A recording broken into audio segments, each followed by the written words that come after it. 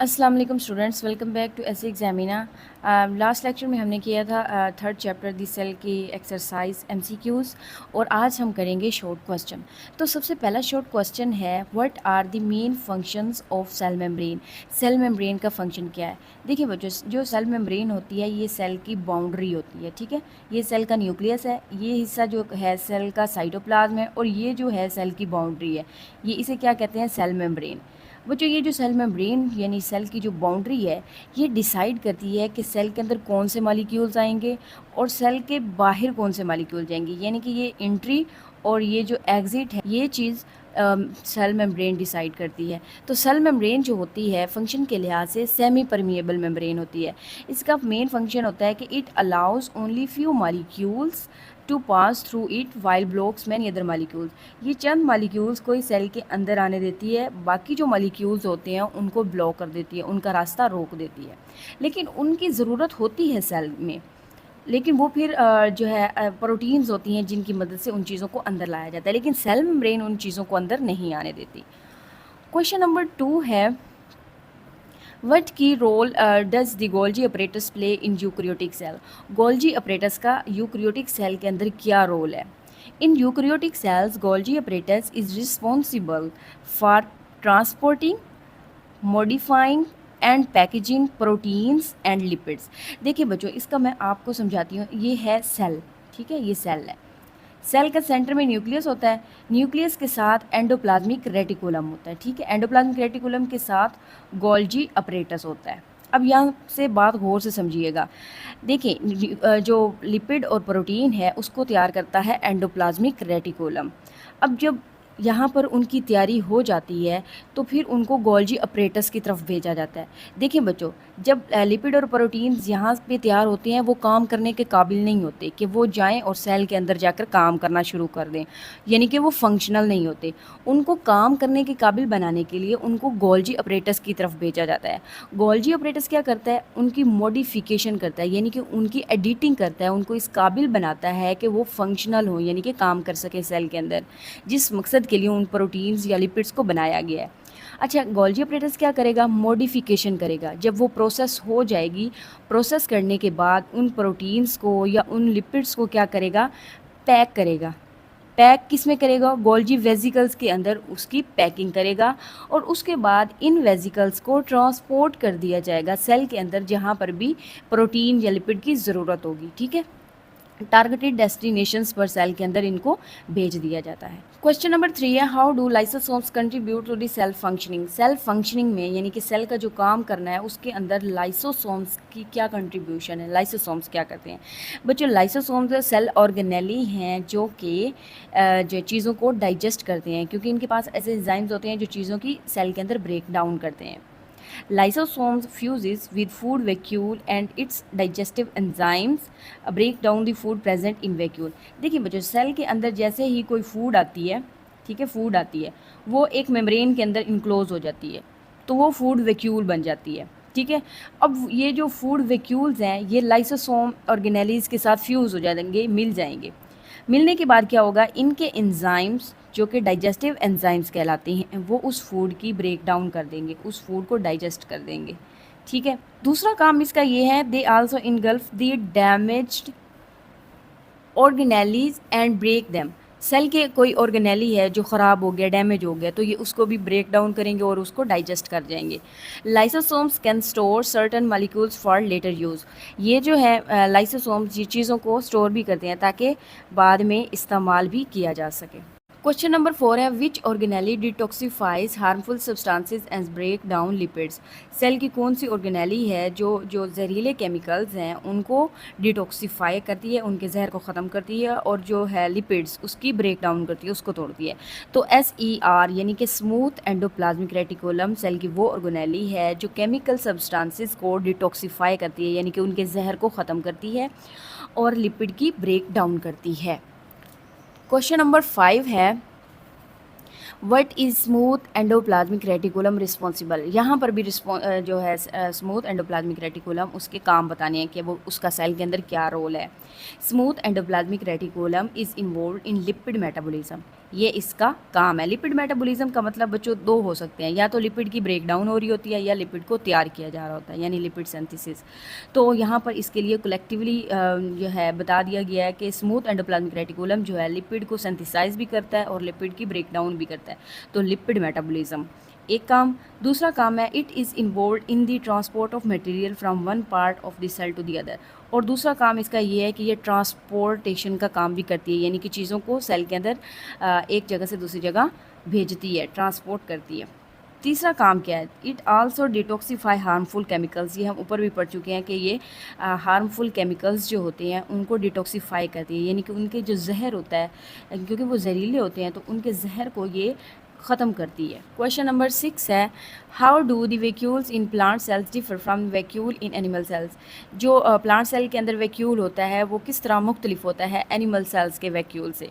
In plant cell there is a single large central vacuole. Plant cell के अंदर एक जो है सेंट्रल वैक्यूल पाया जाता है और वो लार्ज इन साइज़ होता है, उसका साइज़ क्या होता है, लार्ज होता है। दूसरी तरफ in animal cells there are many small vacuoles scattered in the cytoplasm. और एनिमल सेल के अंदर ज़्यादा तादाद में जो हैं वैक्यूल्स मौजूद होते हैं साइटोप्लाज्म में, और वो साइज़ में छोटे होते हैं। यहाँ पे आपको प्लांट सेल दिखाया गया है, दूसरी तरफ आपको एनिमल सेल दिखाया गया है। प्लांट सेल के अंदर आपको एक वैक्यूल नज़र आ रहा है जो कि साइज़ में बड़ा है, और इस इतना बड़ा है कि इसने न्यूक्लियस को भी एक साइड पे पुश कर दिया है। दूसरी तरफ एनिमल सेल है जिसमें आपको छोटे छोटे वैक्यूल्स नज़र आ रहे हैं साइटोप्लाज्म में। ठीक है, आप ये जो है प्लांट सेल और एनिमल सेल की डायग्राम भी बना सकते हैं। क्वेश्चन नंबर 7 है, what could happen if lysosomal enzyme stop working properly. हमने पहले भी बात की है कि जो लाइसोसोम्स हैं ये पाउचेस होती हैं, इन पाउचेस के अंदर जो है डाइजेस्टिव एंजाइम्स होते हैं जो सेल के अंदर जो वेस्ट मटेरियल होता है उसको डाइजेस्ट करते हैं, उसकी ब्रेक डाउन करते हैं। और अगर ये लाइसोसोम्स एंजाइम्स जो हैं काम करना छोड़ दें तो क्या होगा, सेल के अंदर जो है क्या हो जाएगा, ट्रैश भर जाएगा, या तो सेल डेड हो जाएगा यानी कि बिल्कुल ख़त्म हो जाएगा, या फिर काम अच्छे से नहीं करेगा, या फिर काम स्लो करेगा। ये 3 कंडीशंस हो सकती हैं अगर लाइसोसोमल एंजाइम्स जो है काम करना बंद कर दें तो। Lysosomal enzymes break cellular waste, जो सेल का वेस्ट होता है लाइसोसोमल एंजाइम उसको ब्रेक डाउन करते हैं।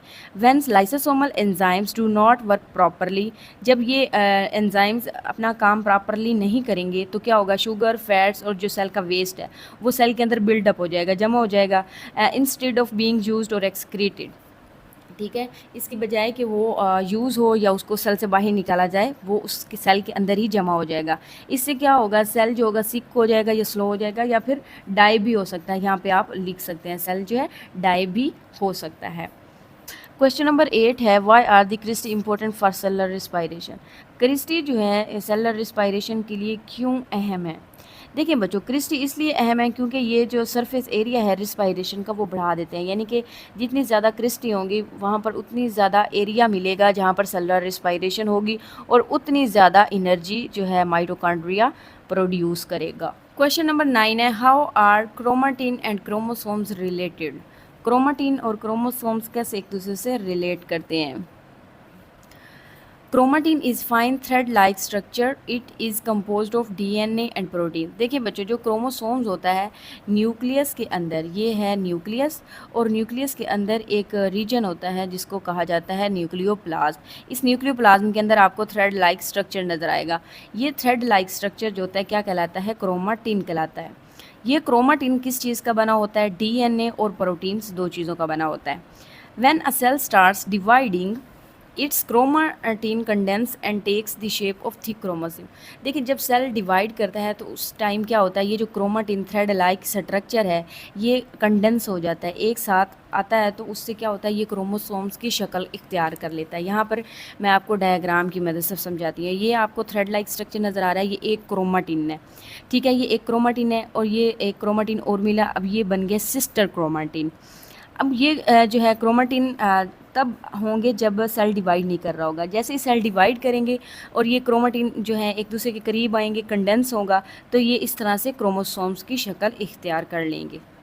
क्वेश्चन नंबर 10 है, which type of cell is responsible for sending nerve signal. तो न्यूरॉन्स जो हैं ऐसे सेल्स हैं जो कि रिस्पॉन्सिबल हैं for sending nerve signals. Question number 11 है what do mesophyll cells do in plant leaves. Mesophyll cells जो हैं प्लांट लीव्स में पाए जाते हैं और इनका क्या काम है। Mesophyll sales contain large number of chloroplast which contain pigment chlorophyll. देखिए बच्चों, जो मेसोफिल सेल्स हैं ये ग्रीन सेल्स हैं जो कि प्लांट सेल्स में पाए जाते हैं और इनके अंदर बहुत ज़्यादा तादाद में क्लोरोप्लास्ट ऑर्गेनेली पाई जाती है। किन सेल्स में? मेसोफिल सेल्स में, क्योंकि इनके पास एक क्लोरोफिल जो है पिगमेंट होता है जो कि लाइट एनर्जी को कैप्चर करता है। Necessary for capturing light energy, chlorophyll जो है सूरज की रोशनी को कैप्चर करता है। ठीक है। Mesophyll cells are responsible for photosynthesis. तो इन मेसोफिल सेल्स के अंदर कौन सा प्रोसेस होता है? फोटोसिंथेसिस का प्रोसेस होता है। और फोटोसिंथेसिस एक ऐसा प्रोसेस है जिसमें लाइट एनर्जी यानी सूरज की रोशनी को कैप्चर करके उसको तब्दील किया जाता है केमिकल एनर्जी में और फिर एनर्जी का इस्तेमाल करके ग्लूकोज यानी कि फूड तैयार की जाती है। तो ये किन सेल्स में होता है? मेसोफिल सेल्स में। तो मेसोफिल सेल्स का क्या काम हुआ? Mesophyll cells carry out photosynthesis. Question number 12 है how would you define a stem cell. देखिए बच्चों, जो स्टेम सेल होता है ये अनस्पेशलाइज सेल होता है, यानी कि एक नॉर्मल सेल होता है जिसका काम है सिर्फ डिवाइड करना और अपने जैसे सेल्स पैदा करना। ठीक है। ये किसी काम के लिए कोई जो है मखसूस नहीं होता कि इसने ये काम करना है या फिर इसने जानदार के अंदर जितने काम हो रहे हैं इसी ने करने हैं, ऐसा कुछ नहीं होता। बल्कि इसकी एक खूबी ये है कि अपने जैसे सेल्स पैदा करता जाता है। ठीक है। फिर वो जो सेल्स ये कॉपीज़ जिन सेल्स की बनाता है वो सेल्स एक प्रोसेस से गुजरती हैं, उसका नाम है डिफ्रेंशिएशन। डिफ्रेंशिएशन प्रोसेस से गुजरेंगे तो फिर वो ऐसे सेल्स होकर निकलेंगे कि उनका एक मखसूस काम होगा, उनको बॉडी के अंदर एक मखसूस काम के लिए मॉडिफाई किया जाता है, तो वो फिर सेल्स जो है स्पेशलाइज्ड सेल बन जाते हैं। लेकिन स्टेम सेल्स जो होते हैं ये अनस्पेशलाइज्ड सेल्स होते हैं जिनके अंदर एबिलिटी होती है to differentiate into a variety of specialised cell, यानी कि ये ऐसे सेल्स पैदा करते हैं जो कि डिफरेंशिएट होते हैं। ठीक है। और फिर वो स्पेशलाइज्ड बन जाते हैं। क्वेश्चन नंबर 13 है name the chemicals compound that make up cell membrane, fungal cell wall, plant cell wall, bacteria cell wall, ribosomes, chromosomes. आपने ये बताना है कि ये किन केमिकल्स से बने होते हैं। तो सबसे पहला है cell membrane. Cell membrane is composed of proteins and lipids and small quantities of carbohydrates. ठीक है। जो सेल मेम्ब्रेन है ये 3 चीज़ों से मिलकर बनी होती है, प्रोटीन, लिपिड्स और थोड़ी सी मिकदार में होता है कार्बोहाइड्रेट्स। दूसरा है fungal cell wall. Fungal cell wall is made up of chitin, ये काइटन की बनी होती है। तीसरा है प्लांट सेल वॉल, किस चीज़ की बनी होती है? Plant cell wall is made up of cellulose. Bacterial cell wall is made up of peptidoglycan, ये पेप्टाइडोग्लाइकेन की बनी होती है। और जो है राइबोसोम्स, वो किस चीज़ के बने होते हैं? राइबोसोम्स 2 चीज़ों के बने होते हैं, प्रोटीन और राइबोसोमल आरएनए। राइबोसोमल आरएनए लिख सकते हैं और आप सिर्फ आरएनए भी लिख सकते हैं। क्रोमोसोम्स की केमिकल कंपोजिशन क्या है? जो क्रोमोसोम्स होते हैं ये प्रोटीन्स और डीएनए के बने होते हैं। अब हमारा लास्ट क्वेश्चन रह गया जो हम बुक से करेंगे। यहाँ पर क्वेश्चन नंबर 14 जो है ये आपको इसमें 2 डायग्राम दी गई हैं एनिमल सेल और प्लांट सेल की, और इसमें आपको नंबरिंग दी हुई है और ऑर्गेनेलीज़ को मेंशन किया गया है कि आपने इन ऑर्गेनेलीज़ को नाम देने हैं, मतलब कि इनके नाम लिखने, इनको लेबल करना है। तो ये एनिमल सेल है, इसमें नंबर 1 पे है माइटोकॉन्ड्रिया, नंबर 2 पे है सेल मेम्ब्रेन और नंबर 3 पे है साइटोप्लाज्म और नंबर 4 जो है ये जो न्यूक्लियस के पास मौजूद है ये है स्मूथ एंडोप्लाज्मिक रेटिकुलम, क्योंकि यहाँ पे राइबोसोम्स अटैच नहीं है। नंबर 5 पे है लाइसोसोम्स, नंबर 6 पे है गोल्जी अपरेटस। गोल्जी अपरेटस जो है ये पाया जाता है एंडोप्लाज्मिक रेटिकुलम के साथ। और नंबर 7 पे है वैक्यूल। ठीक है।